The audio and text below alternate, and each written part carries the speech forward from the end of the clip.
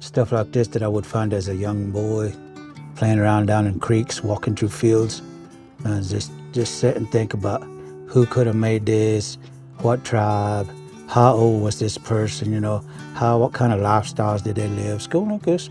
Every one of our ancestors, don't matter what tribe you come from or who your ancestors were, where you're from, what part of the planet you come from, everybody at one time did flint knap. Flint napping is knowledge. I've been doing this for about past 15 years. It is one of the things that basically calms me down. Sometimes, you know, I let the troubles of the world get to me, and I just sit down and pick up a rock, and next thing you know, I'm in my own little world, and I'm just like, leave me alone, because this is what I'm gonna do. If I do finish a point, hey, that's a plus for me, but if I don't, oh well, I'll feel better after.